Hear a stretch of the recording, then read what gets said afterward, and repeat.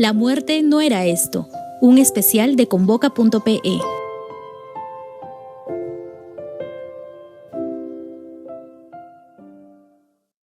Mi nombre es Sandra Pinasco. Soy la directora del Departamento Académico de Humanidades de la Universidad Antonio Ruiz de Montoya. Y creo que ese panorama interdisciplinario es el que me permite hablar acerca de un tema multidimensional como el duelo y poder asumir sus distintas perspectivas. El contexto de la pandemia nos ha hecho cuestionarnos muchas de las cosas que dábamos por ciertas. Y me parece importante que este cuestionamiento alcance a los aspectos más íntimos, como en los procesos de duelo. El proceso de duelo es un proceso sumamente personal e individual. En este caso, esa persona que atraviesa el duelo está rodeado de otros y otras que lo acompañan o la acompañan.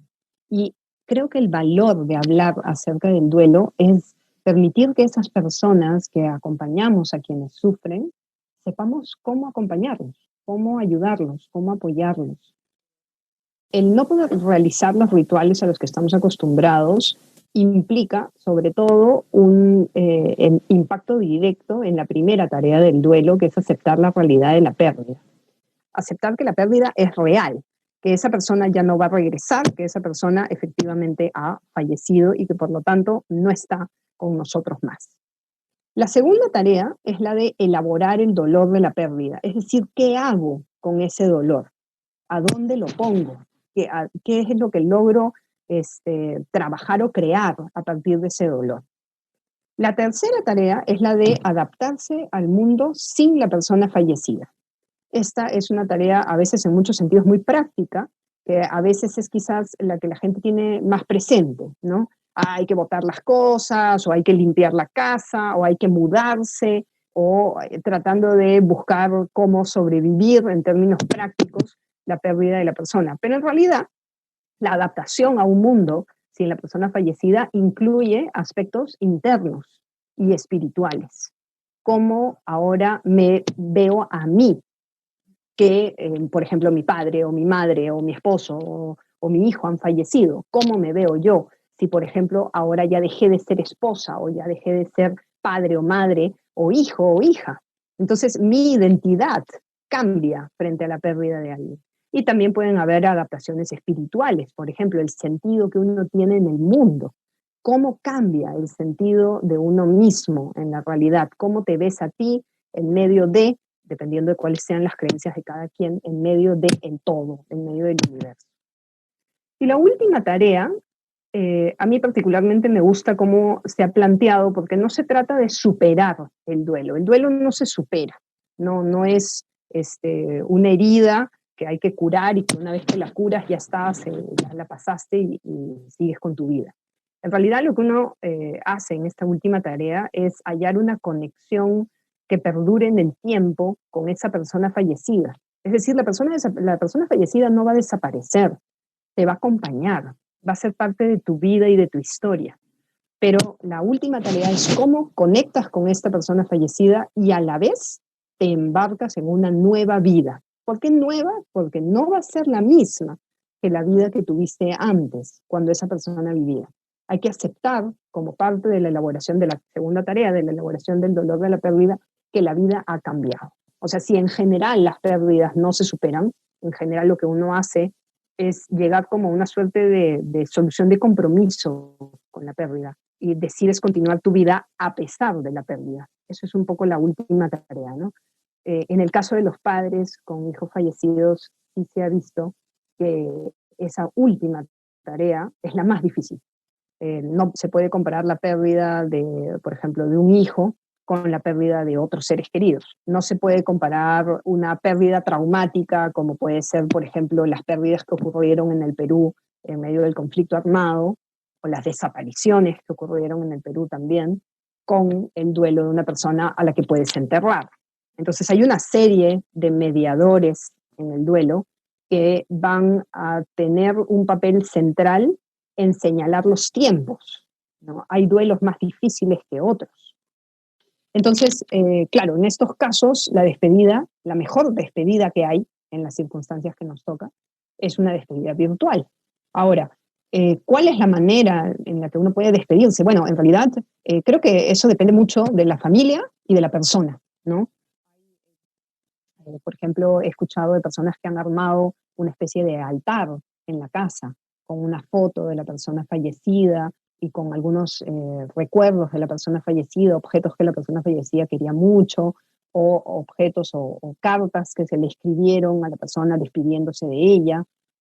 Entonces, esa me pareció, por ejemplo, una solución dentro de lo que se podía hacer bastante sana, interesante. Es una manera de conectarte con los aspectos de la persona que amas. Otras, por supuesto, han sido estos velorios por Zoom que ha habido, en donde la gente se reúne y empiezan a recordar anécdotas de la persona fallecida. Y creo que eso, por ejemplo, es sumamente terapéutico porque las personas que están en duelo lo que más necesitan es hablar, es contar lo que vivieron con esta persona, lo que amaban de esta persona que se fue, lo que recuerdan de la persona que se fue. Entonces, lo que más necesitan es ser escuchados. Y en las condiciones en las que nos encontramos, hay mucha población que está aislada, con solo una persona o dos personas y a veces incluso absolutamente solos, y tienen que atravesar el duelo solos. Y eso es lo más peligroso, el no tener el contacto humano en este proceso de duelo. Y aquellas personas que, por ejemplo, se quedan calladas y no hablan del duelo porque creen que es una señal de debilidad, normalmente se quedan atascadas en la primera tarea, porque la única manera de reconocer que la persona ha fallecido es hablándolo, diciéndolo, ¿no? Hablando con otros que también a su vez te recuerdan que esa persona ya falleció. Entonces, si uno en cambio se atrapa en el silencio y la familia deja que esa persona se atrape en su silencio, entonces la pérdida nunca se dice, nunca se expresa. Y en ese sentido es más difícil para la mente humana entender que la persona ya se fue si es que no es capaz de expresarlo verbalmente. Entonces creo que lo primero que se podría hacer para ayudar a alguien es escucharlos y escucharlos y volverlos a escuchar sin interrumpir, escucharlos, dejar que lloren, sin decirles ya fue suficiente, ¿no? Sin estigmatizar a quienes están sufriendo, exigiendo que ya se tienen que sobreponer en algún determinado momento porque ya se cree que fue suficiente. Como ya hemos comentado, los procesos son totalmente personales y pueden durar lo que tengan que durar. ¿No? No hay un tiempo determinado. Con mucho afecto, con mucho cariño, en la medida de lo posible, con contacto físico, con abrazos, con compañía. Y también, ojo, y esto también puede suceder, que la persona necesita también espacio solo o sola. Entonces también reconocer cuándo a veces es mejor quedarse callado y a veces es mejor irse diciendo solamente estoy aquí y necesitas me busco. Entonces también hay que reconocer en qué momento las palabras sobran y es mejor solo escuchar y a veces es mejor solo acompañar.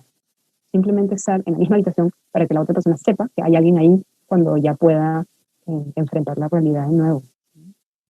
Entonces, nadie puede juzgar cuál es la forma que le va a servir a cada persona para transitar ese dolor. Nadie tiene derecho a juzgar. Al final, lo que me ha demostrado, y creo que nos ha demostrado a todos esta situación de pandemia, es que el ser humano busca la manera más creativa, personal, propia, que le permita finalmente decir adiós a la persona que quizás no le pudo decir adiós, ¿no? Y a la vez, también me parece que nos ha hecho recordar a todos, por la carencia que nos está generando, el valor y el consuelo del abrazo físico, como esta forma básica de contacto a la que a veces nos hemos desacostumbrado y a veces no brindamos suficiente, ¿no? Hay mucho comentario sobre la necesidad de abrazos para los niños, pero la verdad es que todos los seres humanos necesitamos ese apoyo físico del abrazo. Y creo que en esta circunstancia en la que los abrazos ya no están permitidos, se ha empezado a valorar nuevamente ese contacto físico. Espero que eso genere un cambio más adelante.